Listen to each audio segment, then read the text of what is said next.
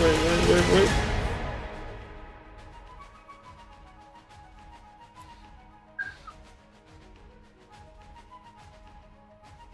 Hey man, can you hear me?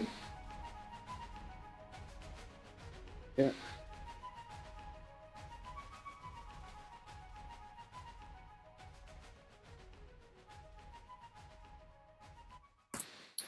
Hey Goran, can you hear me? Goran.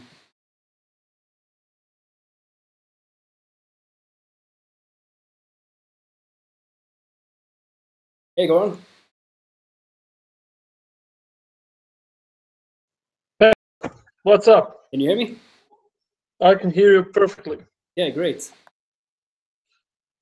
How do I see both each other at the same time? Right, I'll just switch meanwhile. All right, so it's I hope my audio is all right.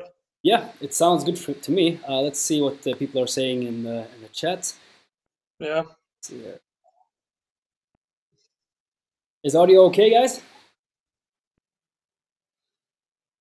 Can you guys hear us well?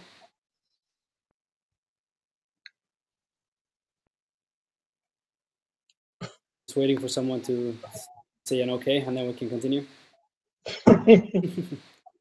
Awesome. So let's start. Yeah, let's see here.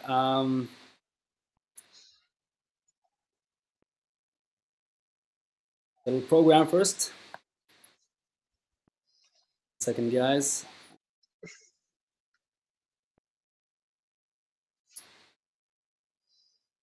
All right then. So, hey everyone.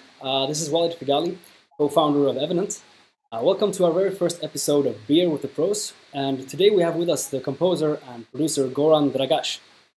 So before we get going, for those who don't know who we are, Evenant is an online resource and community for both the aspiring and the professional creators. We offer a bunch of free content and in-depth courses created by industry professionals across the fields of the entertainment industry, such as trailer music, film scoring, music productions, and other fields like graphic design, concept art, and illustration. And the film and game development sections are coming soon as well. So let's get to this first episode of Beer with the Pros. As I said before, Goran Dragaš is joining us today. He's a music producer, a composer, and sound designer. Goran has also written music for tons of Hollywood campaigns, trailers, and TV spots such as Spider-Man, Doctor Strange, Alien Covenant, Star Wars Rogue One, Fate of the Furious, Pirates of the Caribbean, and a lot more. This guy knows his stuff. So, hey Goran, how's it going, man? Hey, Walid, thanks for this big introduction. I don't know what to say on that. I think we can finish now. Yeah, no, we just started. Oh yeah, that reminds me. I need my beer. Do you have your beer? I told you I'm more of a Scotch kind of guy. Scotch kind of guy. Okay, one sec. Yeah, we're gonna be like, cheers. Go. You got your beer? I got myself my Hungarian beer. I got myself my Scotch. Oh yeah. All right, cheers, man. Cheers, man.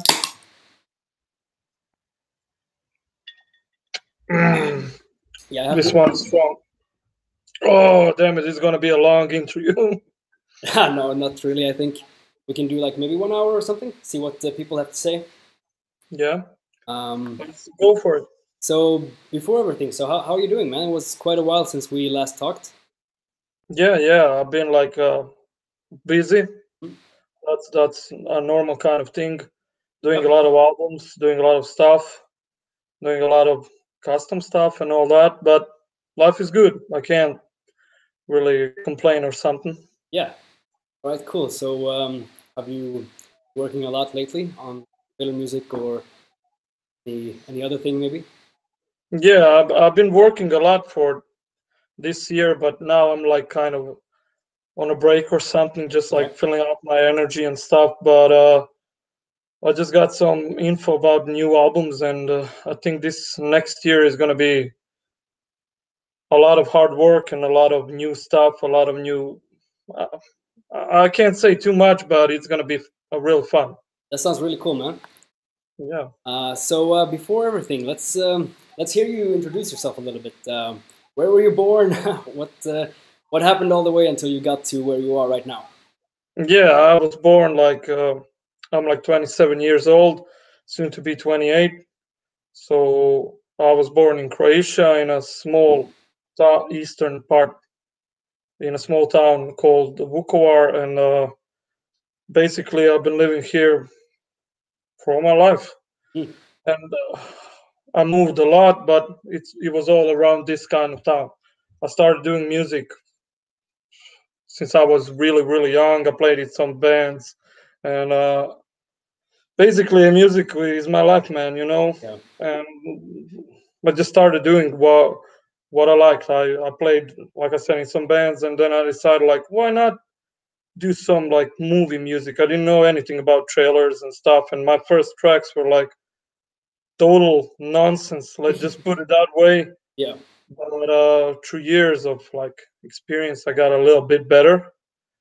And I guess some people told me like, dude, why don't you do like trailer music? I was like, what the hell is trailer music? Yeah. I didn't even know like there's music specifically done for trailers. So I started doing that, and it was hard, man, like to get a grasp of that kind of style. Yeah. But I've been doing that professionally for like 3 years, and I got like 100 trailer placements, which is like insane number Yeah, for that's three crazy, years. man. Your success has been really cool to follow as well. Seeing all those Yeah, placements on Facebook. dude. Yeah, I'm like a machine. I'm just like working, working, Yeah, working, yeah. working. See that? Yeah, but I wouldn't change it for anything in the world. I hear you. It's I mean, it's so fun to just be creative and um, get to do what you really love to do. You know? Yeah, yeah, yeah. Well, that's like the best feeling in the world. Yeah. So I would suggest to anyone who has any doubts about doing this, Hmm. just go for it. Like I'm in the middle of nowhere, and I'm doing this like professionally. So if I can do it, you can do it also. Yeah, that's very true. I mean, now we live in a day where we can work basically anywhere, being digital nomads. You know, all that stuff. Yeah, yeah, yeah. So I mean, So there's no excuse I think anymore. Um, yeah, you know how they say excuses are for. I don't want to finish that sentence, but yeah, yeah, I get you. So, what do you actually tell people when they ask you what it is you do for work?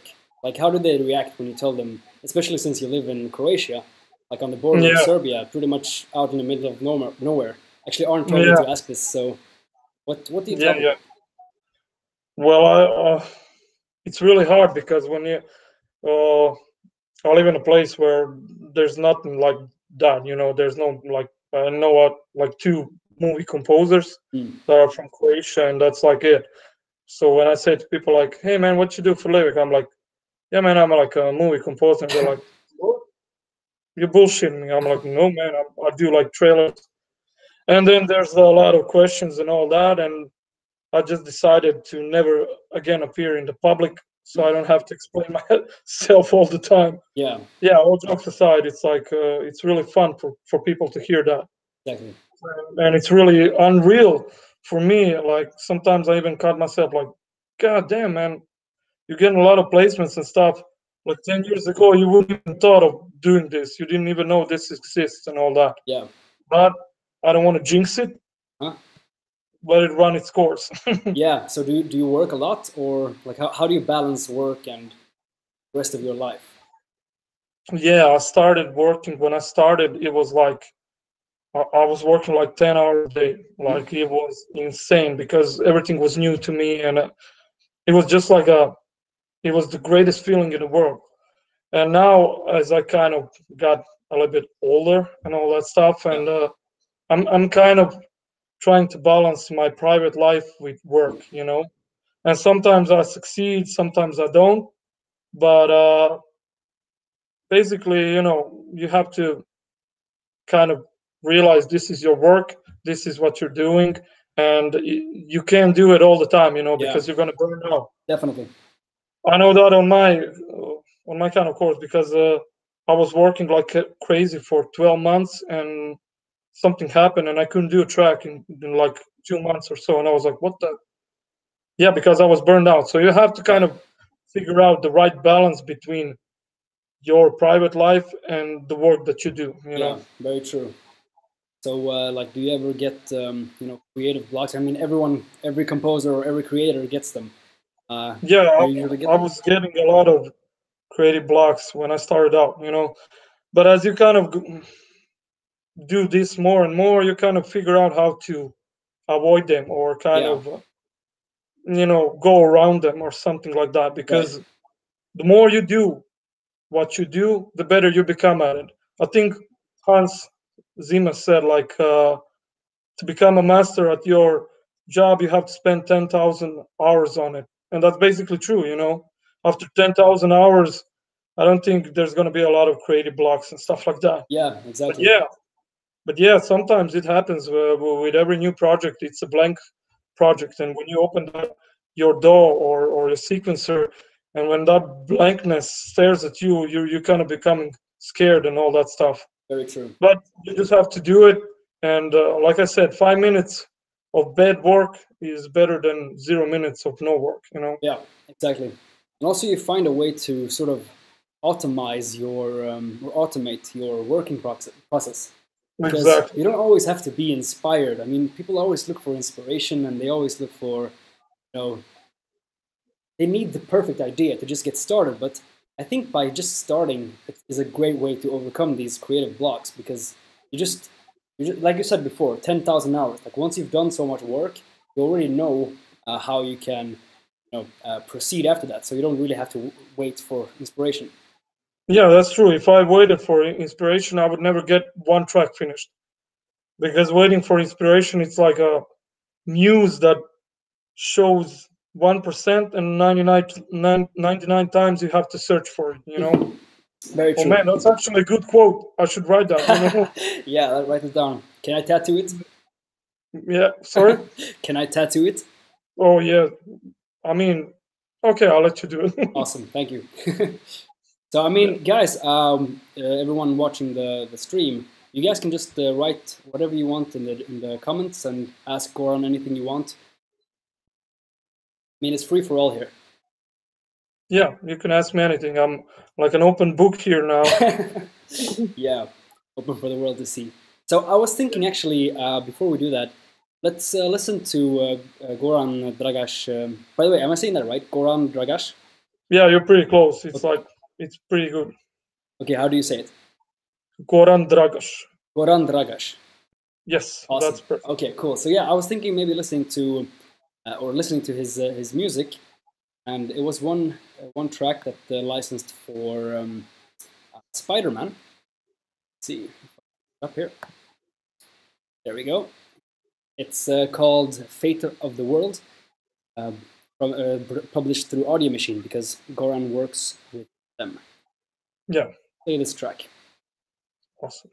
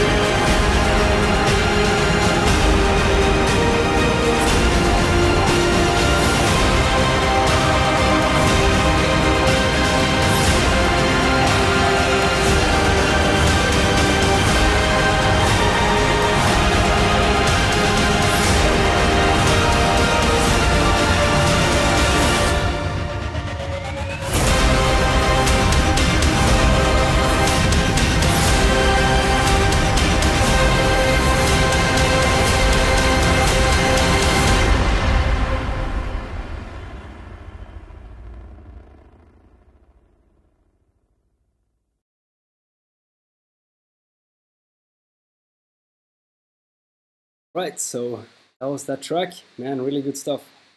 Thank you. I love Appreciate that it. one. Yeah, can see why it placed. Yeah, How long that did track placed a lot. Yeah, how long did it take you to write that track?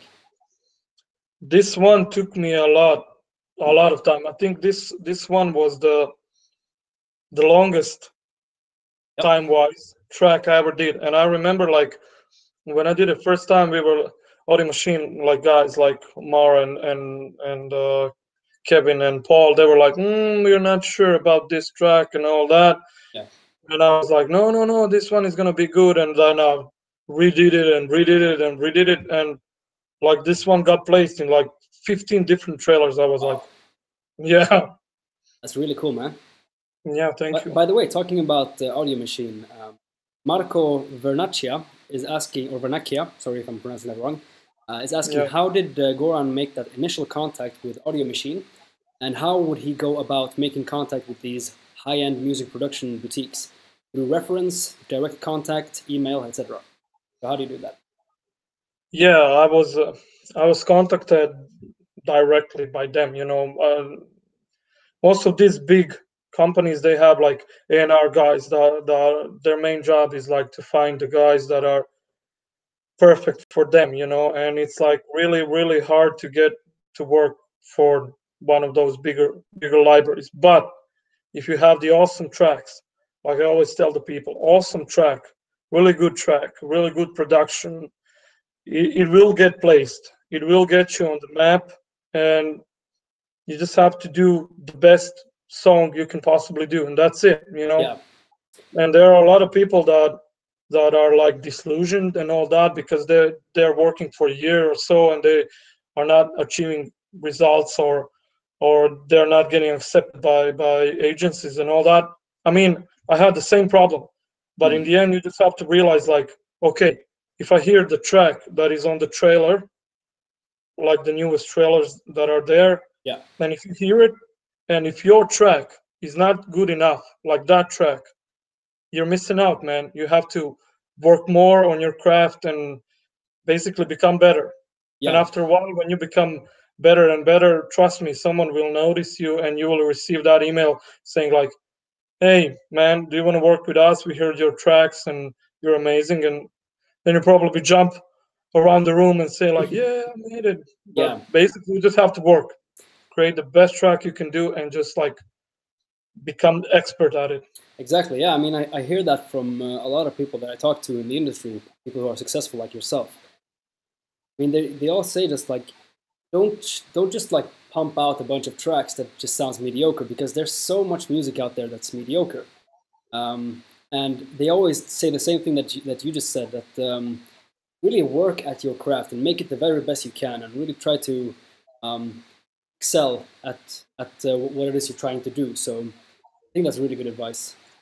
Yeah, because sorry for interrupting, No, but like I said, it's better to do 5 amazing tracks a year than 50 mediocre one. Because if you do 50, yeah, you're gonna get some placement and this or that. But like I said, that track you played, it got placed in so many trailers and so many promotion campaigns and all that. So basically, if you do 5 great tracks a year, that can land you more placements and more money than 50 mediocre ones. yeah, that's great advice, I think. All right, so we're Yeah. actually having a lot of questions here. Let's see, Kyle Nicely, I think is asking, I'd like to know what Goran's main source of learning music and production came from. Did he go to school, or are you self-taught? I never went to any kind of musical school. I was self-taught, like I said. Like I was playing in a lot of bands, and those were the days when I was like recording at home and starting to learn a little bit about sequencers and effects and all that stuff. But it's just like you have to do it alone. Like I said, it's good to have a knowledge, but if you go for it yourself and you learn something by yourself, Right. you're going to remember that better than if somebody shows you something, and Yeah. because what you learn by yourself is going to stay with you. Yeah. I mean, that was with my case. I had people that showed me like, hey, this is for that, and if you do delay this and that, I was like, oh yeah, great. But as soon as I got home, I was like, okay, I think I forgot 90% of what he said, you know. Yeah. Yeah. But if Yeah. you, yeah, but if you like play around and learn stuff by yourself, it's gonna stay with you, and it's gonna make your workflow a lot easier, you know. Yeah, definitely. I mean, that's what we're trying to like teach through Evenant, is that we're trying to make it purely or mainly practical, so people actually get to spend the time that they need for learning how to actually do things. Yeah, Because, like you're saying, I mean, you learned through actually doing, right? You didn't just yeah, read some course, like in some, some school somewhere, like a bunch of theory. You actually spent the time practicing yourself and experimenting, and then finding your way through. I guess. yeah. I mean, there's a lot of books out there about mixing, about mastering, about production, and all that. And don't get me wrong. That's like a great source of knowledge. Yeah, Knowledge, but you can't just read a book and not. You can't just read a book. You just have to do it. You know, you can like read one paragraph of book yeah, saying like, "Hey, use delay this and that," and you have to do it to remember it. You know. exactly. So Arn Anderson is asking, teach us how to BAM, please. Yeah, How do you BAM? man. I'm trying to avoid bramming because No, not there's so Bram, many BAM. grams out there. Like I'm like trying to ping it or something Ping like it, that. yeah. I'm avoiding brams. Yeah, that's good. Okay, let's see. Christian Fernando Perucci is asking, how do you adapt to the fast-changing trailer styles, and how do you make a trade to others to follow successfully? I mean, how to not sound old fast. Yeah, yeah. I mean that's a pretty good question because there's a lot of new sampler libraries out there releasing some awesome stuff, but and they're releasing, like I said, brams and pings and all that, and they are all cool sounding at the beginning. Yeah, But if we all start to use it, then it's going to be oversaturated and all that. What I would suggest is try to come up with your own sound. I mean, trailer music is a trailer music. You probably heard a lot of people saying like, "Oh man, this sounds like 30 other tracks," yeah, or "This sounds like 30 other signature sounds and all that." You yeah, know, not signature sounds, but brams and all that. But if you come up with your own signature sound, be it a bram or ping or something like that, you are already 90% ahead of everyone else, because trust me, those music supervisors and those editors and all that, they are really searching for something unique. right. Yeah, you can make an epic backend and all that, Hmm? and you can make it epic as hell, but if you sound like 30 other composers, there's a chance they're going to get a job, or you Yeah, might miss out, you know. But if you have that one sound that stands out from competition and all that, you're getting a lot of chances and better chances to get that gig, you know. very true. So wait, let's see. There's okay. Talking about this thing about making yourself unique. You're also a sound designer, so you record a bunch of your sounds. Can you talk a little bit Yeah, about how that process works when you want to find a new sound that you want to create yourself that no one else has? yeah. Well, my process is, I think it's a little bit different than the other composers. I don't have a template. Hmm? I'm never bothered with like doing strings template and all that stuff. The way I start is I'm trying to find a sound, be it, like they said, a bam or Mm. ping or a downer or whatever. Yeah, I'm trying to come up with the sound that is that the track is going to be built around it, you know. yeah, And the way I do it, like, I mean, there's a lot of things you can do to get it. You can record stuff.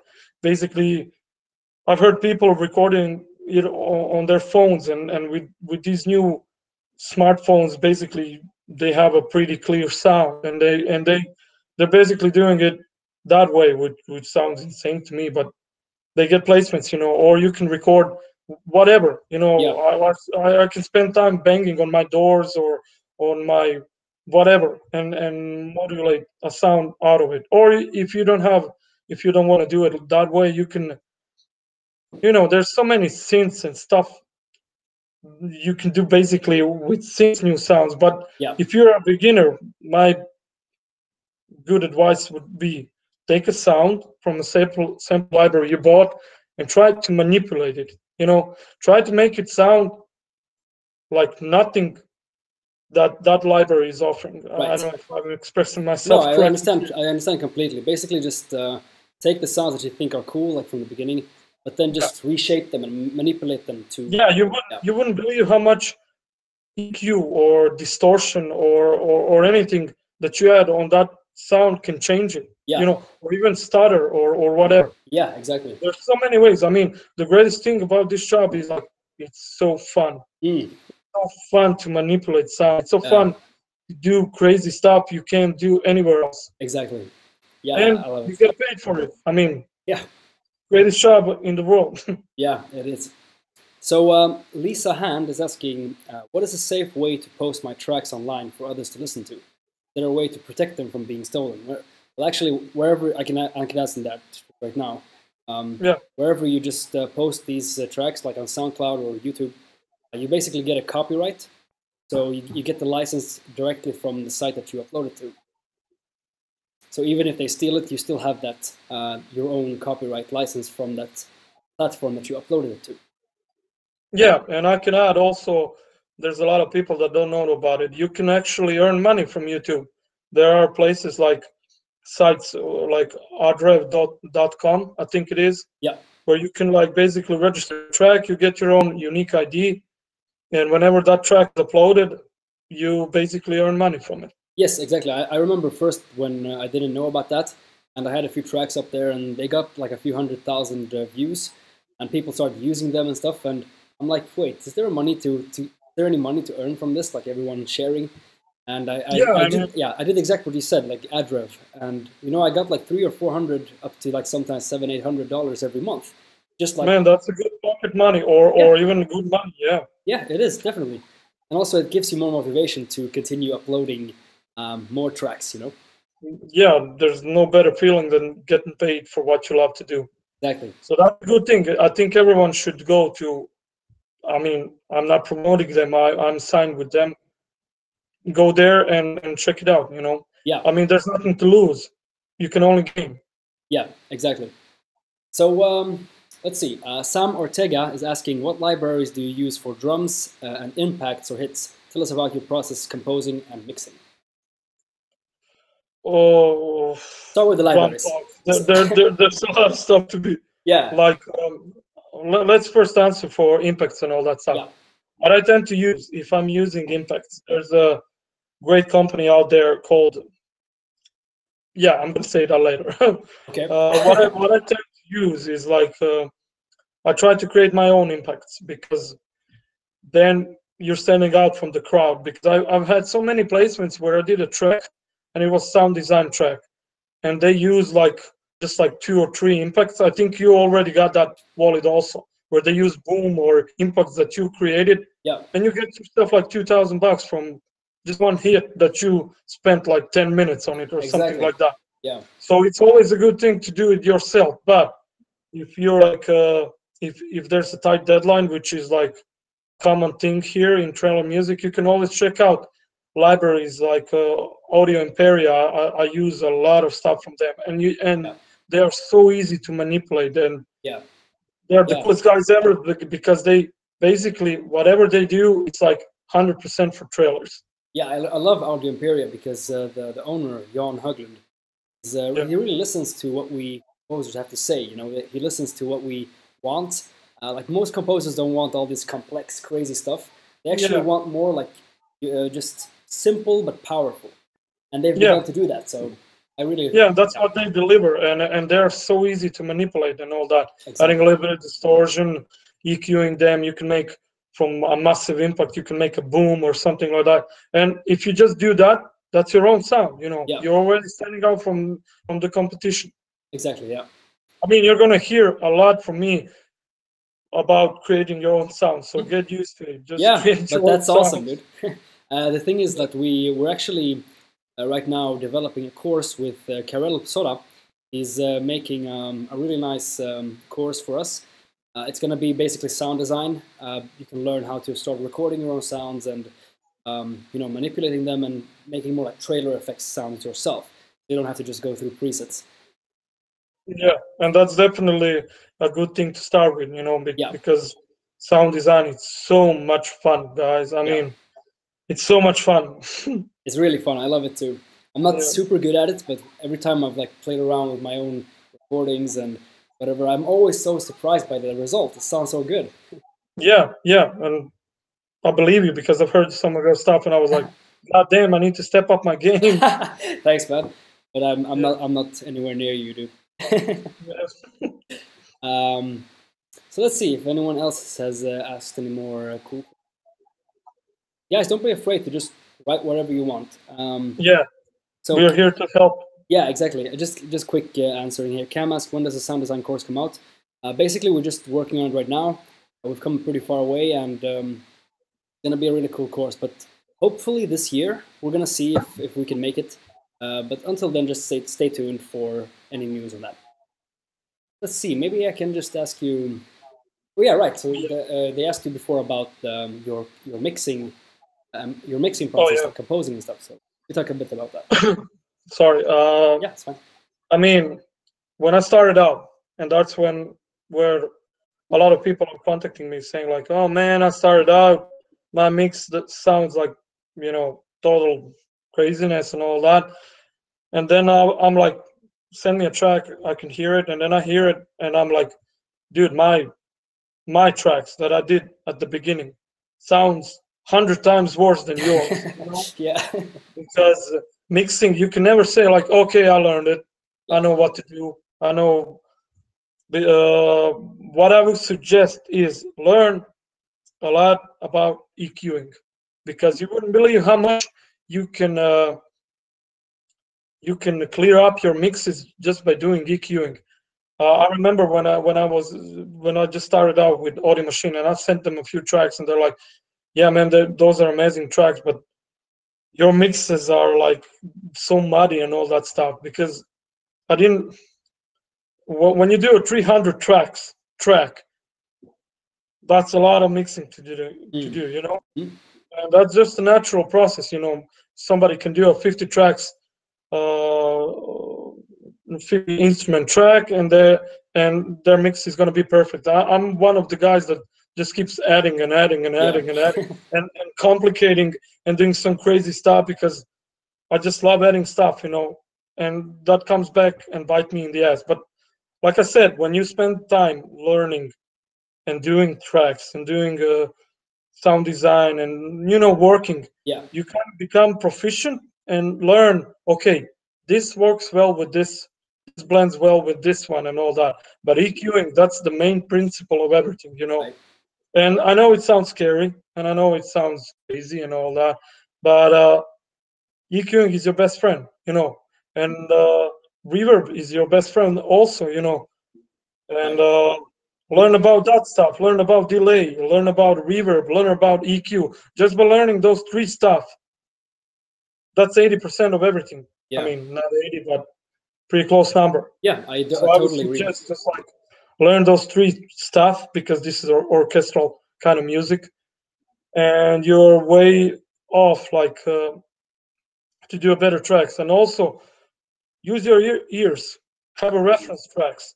A lot of people don't have a reference tracks, Yeah, use the track that gets a lot of placement, that has a pretty good sound design, pretty good production. Try to emulate that. Listen to the lows, listen to the subs, listen to the middle. Like, well, when you do that, a lot of times you kind of figure out, okay, he used low pulse on this one, he EQ'd the high end and all that. That all comes with work. yeah. The more you work, the better you'll become, and that's it. It's awesome The- advice. I know people want to hear me saying like, "Hey, you should do this, that, cut this frequency and all that," but that's not the way it works. Every library, every sample library, every string sound has a different kind of frequency and all that.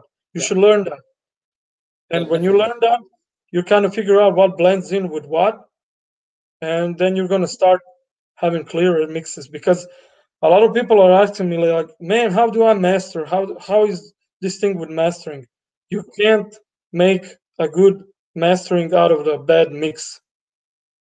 If you have a bad mix, there's not a lot to do with mastering, you know. Right. Yeah, totally agree with all that. Okay, so we have a few more questions here, and thanks for your answer. That was really good. I like that. No problem. So Mitch Broom asks, what are some tips or methods of thinking for achieving a clean mix that's industry standard or above? So what do you think about clean mixes? Sorry, what are the methods for Yeah, like achieving? so some tips and methods for like achieving a clean mix, so not muddying up stuff, I guess is what he. Okay, like there's like one tip that's gonna help you out a lot. Like clean the frequencies that you don't need to have them in the mix. Like if you're using a boom or a boomer, you know, booming sound, booming hit, you can cut off the high frequencies. Yeah. If you're using Cubase, I mean I'm using Cubase. There's a graph. It shows you like where the main power of the sound is coming. Yeah, If it there's is a a bunch of boomer, them. it's in the low end. You don't have to have high frequencies. You cut them off. If it is a high sound, if it is a ping or something like that, cut off the low frequencies. Because trust me, if you have 50 different instruments, if you don't cut off the low frequencies where you need to cut them or the high frequencies where you need to cut them, the mix is going to become muddy. There's no ifs ands about it, you know. Yeah. You No, have to. That's the first tip I would give, you know. yeah, that's a good Later tip. on, when you, yeah, sorry, I'm interrupting you. No, so I'm interrupting you. No, but my memory span is like if I don't say it now, I'm gonna forget it. You know. Okay, take your And the time. second tip would be like,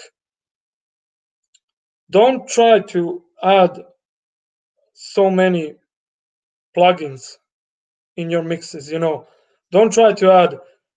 Don't think that you can fix it with delay or reverb or something like that. Try starting with frequencies, with EQing your tracks. When you do that, then you can add some distortion and all that stuff, you know, when you're EQing the right way. I mean, yeah, if you add distortion, that this might change the sound and all that, but try doing it like, try EQing stuff and see where that goes. And then if you feel like you need a little bit of punch, then add something, you know, Right. distortion or something like that. But try EQing stuff, because EQ is your best friend. That's a great And answer. that's what gets you clean. That's what gonna get you a clean mix. I mean, there's no thing like perfect mix. If there's a thing like perfect mix, mastering would be just like, okay, we're gonna add limiter on it, bam, that's it. You know. Yeah, like you said before, like in Cubase, there's this frequency thing. You can check which frequencies are there. That's called a frequency analyzer for anyone who wants to Yeah. check that out. There's free ones out there. You can check that out. That has helped me a lot, and Goran as well, as he's explaining. It really helps you see where all that sound is. Like sometimes you can't even hear the sound. Yeah. Yeah. And an amazing thing is that it's a graph and it shows you actually, and you're like, okay, there's not supposed to be frequencies there. You cut it off. And Exactly. you won't believe how much the mixes would be cleaner. Also, the second tip, like I said, I always forget about stuff. Yeah. You wouldn't believe also how much helped me when I finished a track and I did all my mixing and all that stuff. You wouldn't believe how much it helped me when I export the stems of the tracks. Like when I export the strings together, the drums together, and all that, then I import that all into a new project. You won't believe how much it helps seeing that file, that WAV file, or IFF file, and sometimes you kind of hear different frequencies there, different stuff there. Yeah. And every time I'm done with the track, I always export stems, and then I mix more on them. You know. Yeah. Totally. So that's what helps me.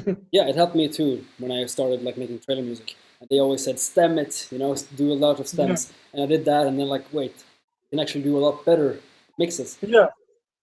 Yeah, you hear stuff. I don't know why, but you hear stuff you can hear differently, you know. Yeah, exactly.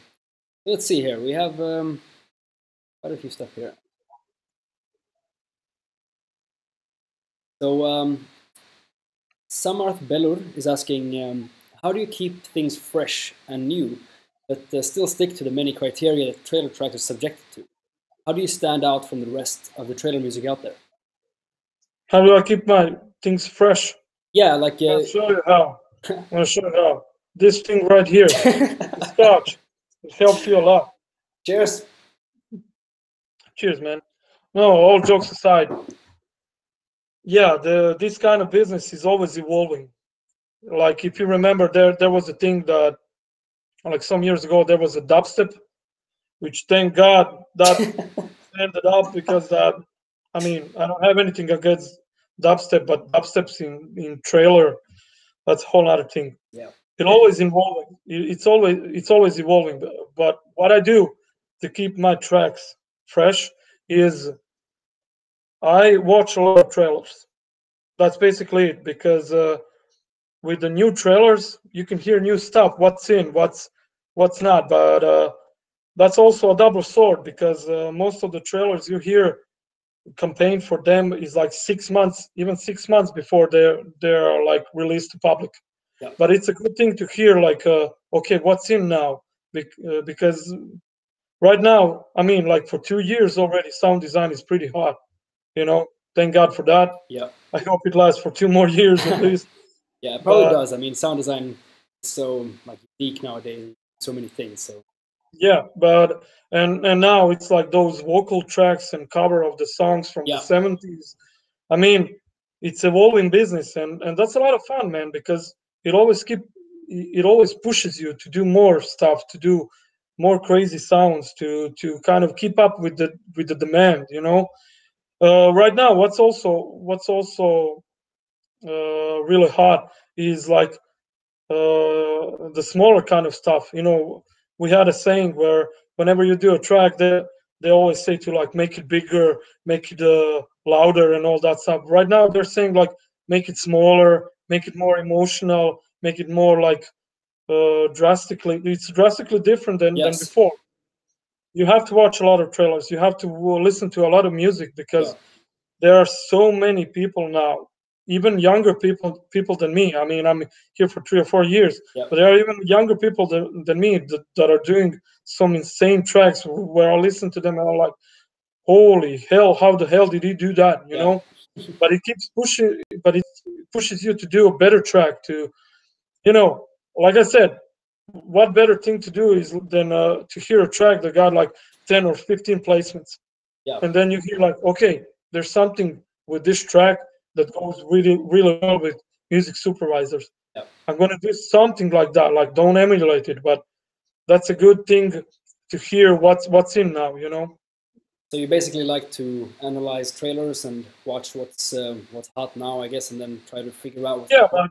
but also when you, sorry for No. interrupting again, but also when you're working for high-end libraries, there are guys there that their main job is like to listen what's in now, to hear, okay, this is in now, okay, this is gonna come now. So when you start working for them, they already send you like since 6 months before, okay, we're gonna do this album, Yeah, this is gonna be next big thing, right. or something like that. So they are keeping with the demand, and you're keeping with the demand Yeah, also. yeah, very true.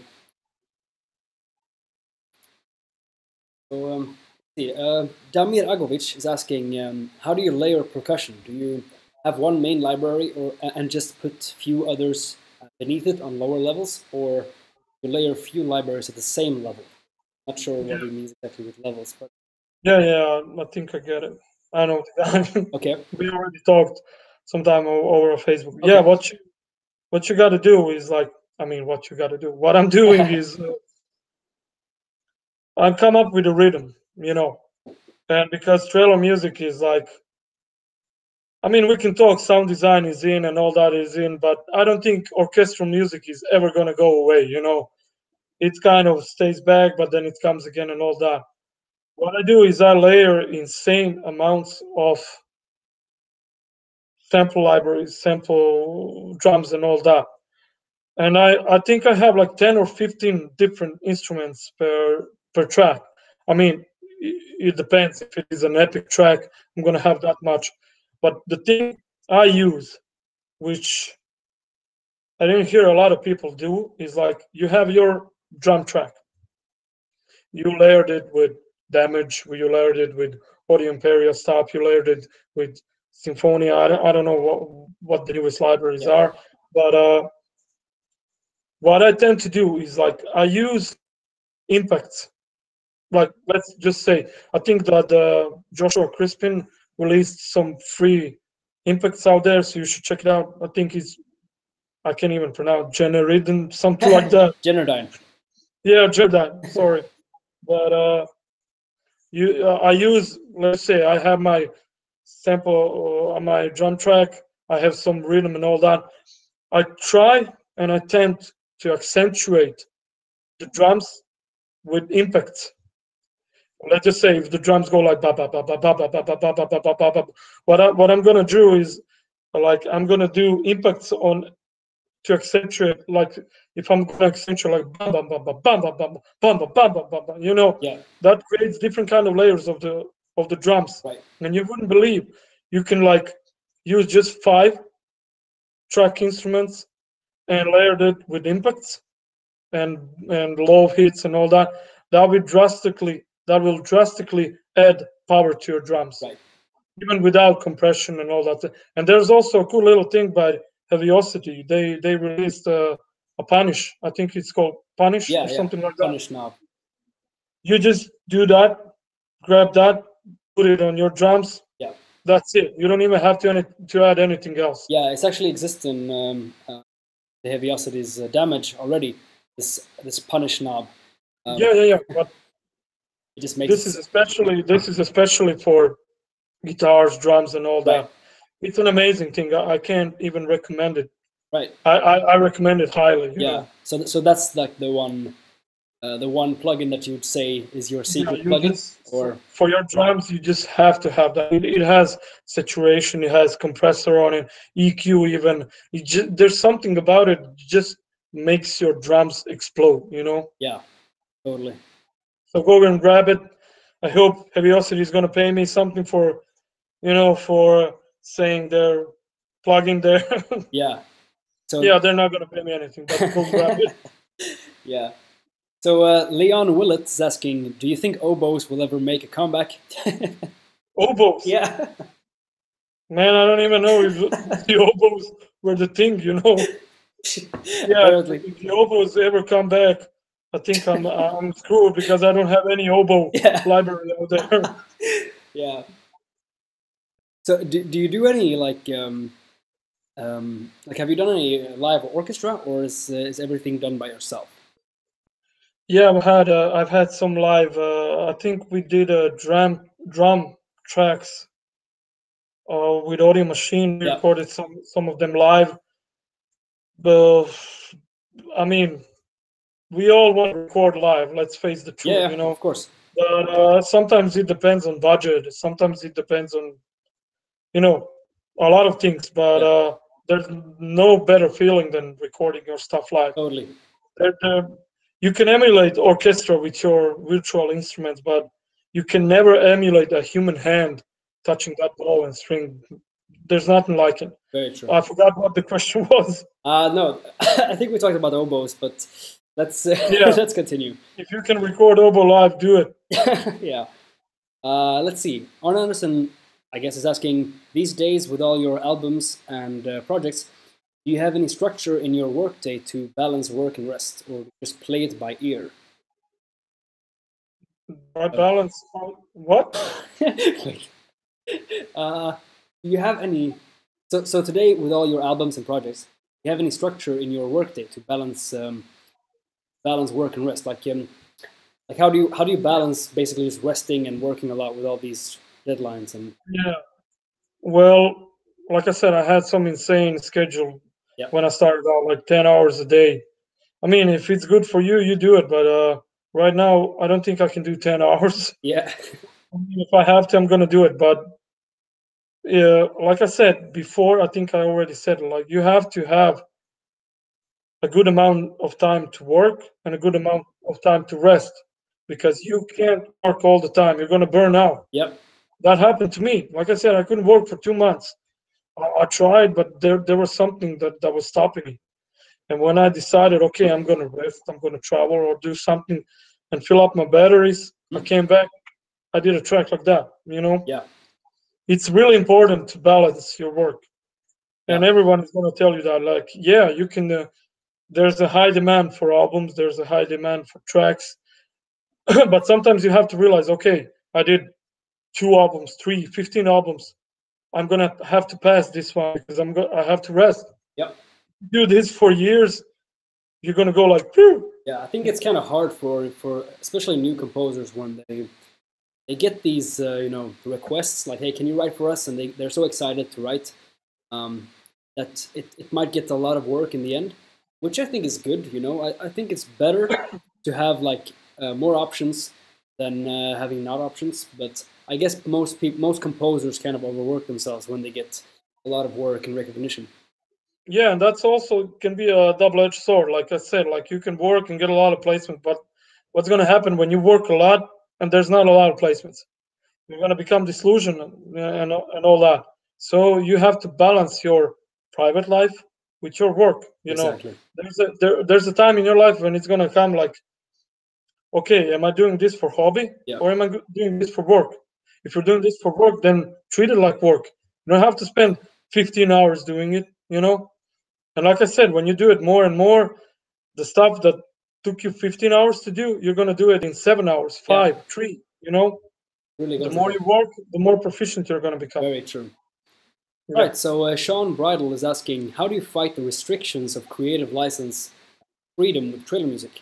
How do you fight the urge to not turn it into something more than the typical desires of the publishers?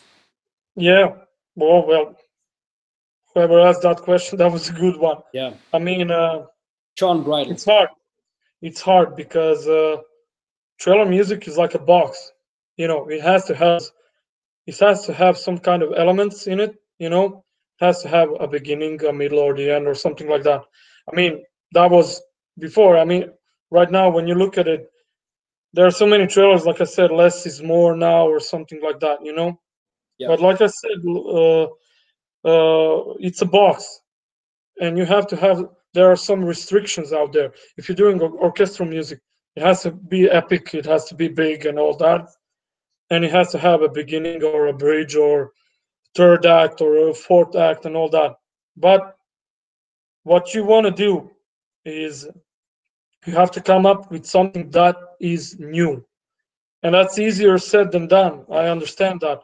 But be it a sound design or be it a unique kind of take on orchestra or unique kind of take on electronic and all that, you have to fill the box with something that when a music supervisor listens to it, it clicks like, okay, this is something I didn't hear before. This is something I want to use and all that. Yeah. So even though if it is a box and there are so many restrictions out there, you need to come up with something new because yeah, your track might sound like 30 other tracks, epic tracks and all that, but if you come up with some new sound, new alarm, new ping, new impact, whatever pulses, it's going to stand out, and a good track is always going to get placed. Yeah. And I clearly stand behind these words. Yeah, definitely. Ovo Nisamja asks, there's tons of information in the low end in this type of music. So what's your approach? Do you leave it be or do you high pass things? Low shelf it? For example, wobbling synth and double basses with slams. There's a lot of low end everywhere. So how do you layer that, I guess? Like, how do you make it fit? Okay, well, when you go to cinema, I mean, whoever does this music likes movies. I can't see anyone doing this without loving to watch movies and all that. If you go to cinema and you watch a trailer and it's in a big surround sound and all that, 80% what you hear is a low sound, like boom or crashing or something like that. Yeah, and like I said it before, low end, how do you manage that? You need to cut off the frequencies that weren't supposed to be there. Right. You can't just make a trailer track with low end. Yeah. Low end has to be represented rightly, mid and highs. Yeah. focusing. I'm not sure what the question really Well, was. I guess, or I guess I've actually had this problem like in when I first started as well. Like, maybe you can answer it better than me. no, I mean, I also want to know like your thinking about this because, like, let's say you have the hits, you have the Brahms, you have maybe even a synth bass, you have a tons of stuff down in the low end, and if you just add everything, it's just gonna sound muddy, and you can't really cut out the low end because that's what you want to have. Yeah. So I guess the question is, how do you sort of like orchestrate them? How do you make them fit, or think about the way they fit together in this track? Well, from a lot of people send me tracks before, and they send me now from newcomers and all that. They keep adding stuff. Like, okay, I have a boom, and I'm gonna add another boom, and I'm gonna add a low bram, and I'm gonna add a low this and that. Yeah. I mean, if you add all those low stuff that are all in the same frequency region, it's gonna be muddy. You have to balance the sound. The proper way, I mean, not the proper way. The best way to balance it is with frequencies. You can't have all the frequencies in the low end. Yeah. If you add a lot of frequencies in the low end, match it with the frequencies in the mid Yeah. and the highs and all that. Don't just think like, okay, my track is going to sound heavier if it has a lot of low end. No, man, your track is going to sound heavier if the low end is subs low end, mid air, mid end, Yeah. mid end, man, mid high end. Yeah. It's represented all correctly. Yeah. Everything is represented in the right spectrum. Yeah. Then your track is going to have punch, the power, and all that. You don't have to add a lot of stuff in the low end. You don't have to do it. One boom, one synth bram can add a lot. Even synth bass, you wouldn't believe how much synth bass. You have a track and you add just synth bass go like in the low end. That can add a lot of punch to it. Yeah, totally. I hear you. I mean, that's what I've noticed when I was writing myself and then getting better. Is that I started just taking out what didn't help. I just used like, okay, just a few hits. I mean, hits I can actually layer like tons and tons and tons, because they can always sound bigger, and then I just listen to what sounds best. But just generally, I just cut away a lot of the sounds. Yeah, you have to use your ears. I mean, I said I keep adding stuff. I mean, even though I keep adding stuff, I always try to not make it too much. Like there's a thing called too much stuff. Where you add so many things that in the end, you hear the track, but when you play it to somebody else, it's like, my God, man, I hear like a lot of heavy stuff inside, but I can't understand what it is. Exactly. Yeah, I hear you. So Steve Sizz asks, what is your favorite type of trailer music to write for? Hybrid, orchestral? Yeah, I mean, when I started out, I hated sound design. I mean, because I didn't know anything about it, and the more I did it, the more I fell in love with it. But I can't say I love this more than that. I love to challenge myself. Yeah. If it is sound design, sound design. If it is hybrid, it's hybrid. If it is orchestral, orchestral. I mean, I like to do hybrid tracks because I can add a lot of drums. I can make it big. I can make it explode. I mean, that's what I love. But if you ask me to do emotional, dramatic track, I'm gonna do it. Because it keeps pushing my limits. Yeah. I don't like to be stale. The worst thing for me is like, okay, I think I got a hang of it. That's the worst sentence for me to say. If I say that, I know I'm not doing it correctly. I need to challenge myself, because if I'm gonna do an emotional dramatic track and I don't do it right, there's a thing I'm gonna learn about it that I'm gonna use in maybe my hybrid track or something like that. Right. Just keep pushing yourself. Yeah, very true. All right, man. I think we can soon tie up this interview, or this little hangout. It's been really great so far. Love hearing your answers. Thank you. Yeah, really I hope cool. I helped someone. I'm sure you did. You helped me at least. Awesome. Yeah. So I have like a few questions, just like some random questions. Okay. So, what are your other interests or hobbies, or is music everything? Yeah, I have other interests as well because I can't do music 24/7 Yeah. because I think I'm gonna go insane. I like to read a lot. I like to read a lot because then that's a great source of inspiration. Feeding your brain. That's what I like to do. I decided I need to walk a lot more because my job is just to sit down and Yeah. do, and that my belly doesn't like that. So I have to work and train a little bit. So I think that's gonna be my new next hobby. But basically, Hobby. yeah, I like to hang out. I like to walk. I like to read books and all that. Yeah. Okay. Yeah, Cool. Nice. So, do you travel? yeah, Like yeah. I for traveled a fun? lot. I mean, sorry, I'm interrupting you again. I No. mean, I traveled a lot. I didn't travel for like 4 or 5 months already, and I can already feel like, I need to go somewhere. Yeah. Change of scenery, Yeah. fill up your batteries and all that. Right. But I like to travel, and I traveled a decent amount of times. And I think for next year on my bucket list, it's gonna be like travel as much as you can. Cool. Where do you want to go? Because Arndt was at my place like for 3 months or something. He always kept talking to me about, dude, Thailand, Thailand, Thailand. Yeah. I think the Thailand is gonna be my next new thing. Yeah. Thailand is awesome. Asia overall, I love it. I know, man. I need to go there. Yeah.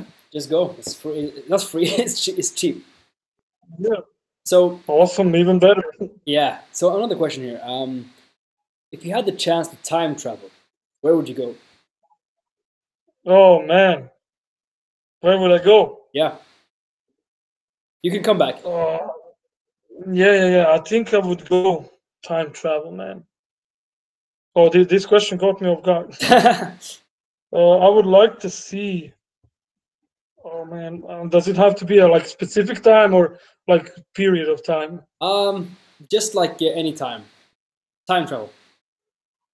Time travel. Yeah. Front Yeah, or I would back. like I would like to go to these Vikings era, but that would be. I think I would Yeah. like be somebody's slave there. That would be something. But yeah, Yeah. seeing all those crazy warriors, Yeah. because that's because of that Viking series, which I'm Yeah. a huge fan of. I would Dude, love to go there, you but should. without me getting killed, please. Yeah. I think that's hard. You should come to Sweden. We have a lot of uh, Vikings. not Vikings maybe, but we have a lot of Viking. What's it called? Like places where they kept all their stones and stuff. Oh man, I should Yeah. definitely go and check that out. Yeah. When you come to And Sweden, I should go to Sweden to check your dish, my which dish. everyone is talking about, like something called surstorming, something like that. That Ah, yeah, the fish. fish surströmming. Oh my Yeah, god, I hate that. It's like fermented strömming. yeah. Yeah, And it's they so say like bad. it smells insanely. Oh yeah, I hate that. Yeah, but Yeah, yeah, I should definitely go to Sweden and check that out. yeah. Welcome. So, what's your morning routine? Morning. Yeah. It's the same for 7 years already. I cook myself a nice cup of coffee, sit in front of my computer, check my email, check what's new, check what's in demand, check what I need to do, talk a little bit with my girlfriend and all that stuff, and then just sit in front of my computer and do work. And that's basically it. All right. Eat, work, drink coffee, work, drink coffee, eat, sleep. Yeah. All right. Cool.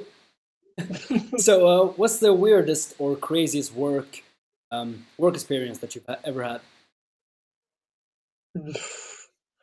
Yeah, I had a kind of a custom job where they asked me that I need to do like that ambulance kind of siren, Yeah. but it blended with they said like a life and death situation. What they meant is like that kind of beep beep beep alarm. Yeah. So that was one of the crazier one, but I never had something like. I think one of my composer buddies even put a live goat in his track. Goat? So it actually got placed. Yeah, a real goat. I think he manipulated and all that, but it was a real goat. Oh man. So yeah, dude, you can record a goat and make it into a trailer music. Let's make that sample if library. it's not the best work, then I don't know what it is. True. I think I'm gonna record a chicken. Why not? Everything goes. Yeah. Yeah. Let's see, if I had. That's it, man. Really? Yeah, thank you so much for answering everything and staying with us. It's been really cool. And actually, I just have like one last drink here. Oh man, wait! I'm gonna have one last scotch. Yeah. Okay. Oh. That's it. Oh man. The beer is done. The scotch is almost done. I think we did our job. I hope I wasn't too annoying, and I hope I helped some of the people. I think so too. I think you really did. Yeah.